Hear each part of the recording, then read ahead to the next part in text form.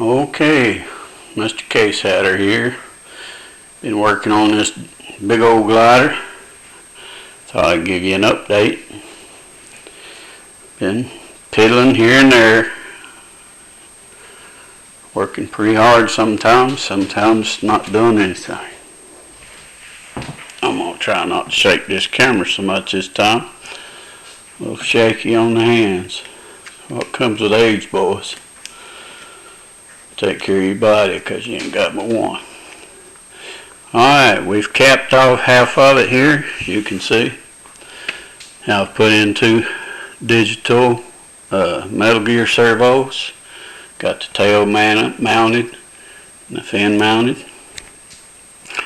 As you can see, maybe,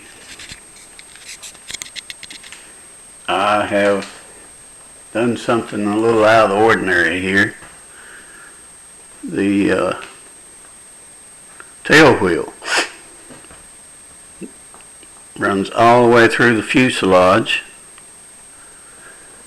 and up to the top and is connected together with the rudder, but with one servo.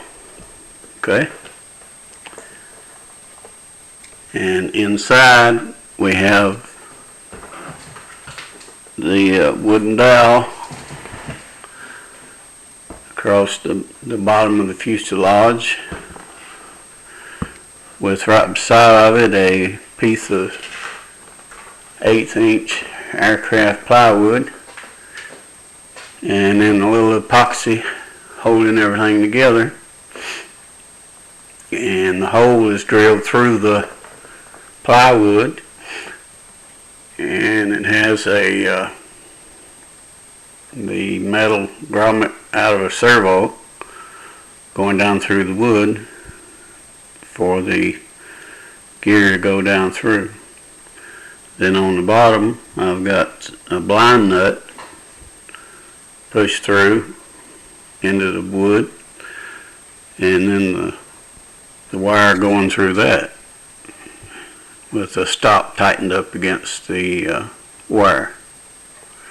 And there again, it's a piece of clothes hanger. Just happens to be a white clothes hanger. Now I might add an extra wire to that and bind them together, because I don't know if it's strong enough to suit me, because I run in some pretty high grass sometimes. Alright, we've got the rudder and little fancy bending on the push rods and the elevator. Now the elevator is made out of the same board that the fuselage is. It's just a single, and the main fin is basically the Elmer's foam board, and then on the bottom is the Dollar Tree foam board. As you can see, I covered the bottom with tape, and the top happens to be yellow to start with. And Ed, don't laugh at my covering. I never did like covering. I know it's tape, but I can have it smooth and come out next morning and there'll be bubbles all in it. I believe gremlins come out here and mess with it when I ain't around. Okay, well, that's how far along we are on the fuselage. I got the wires run, and the piece top cap is cut, went over here, and this is the wing. I don't know if you remember it, but now it has an orange bottom and a yellow top. And there you can see my suspension landing gear. That's an old trick from ultralights. You'd be surprised what people go up in the air with. Okay, we've got my pod.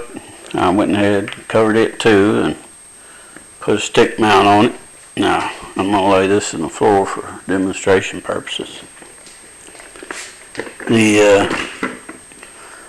Maybe you can tell, I've got the pod with a slight angle,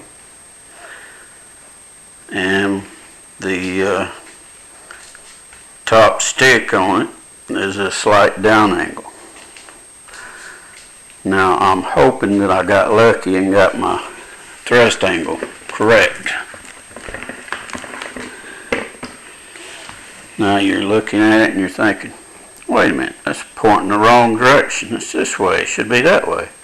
Now you got to remember this is a pusher, so it's backwards. Alright, well, not a bad covering job, if I do say so myself. And this is packaging tape, it's not aircraft covered.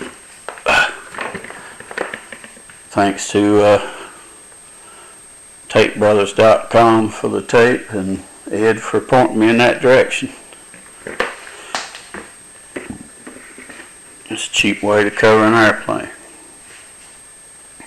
Well, it's best to tape the foam before you bend it and all, but this was a spur of the moment kind of come up and do it thing. Now, you see the size of the wing and the size of the fuselage and the size of the tail. Does this remind you of a plane you might think of? You're scratching your head. Well, just think about a big stick. Okay? This is what it's kind of modeled after, the big stick. And boy, they fly so good. I'm hoping this comes out just as well. Except, you know, this is a pusher, or a big stick is a tractor. Okay, well that's where we're at for now. I'm going to, since I got the tail all hooked up and wired up, I'm going to proceed. I've about decided to leave the fuselage white. Yeah, that's because I'm not too good at covering, but don't tell nobody, alright? Okay, well, that's it for tonight. Y'all boys have a good time, fly safe, and fly often.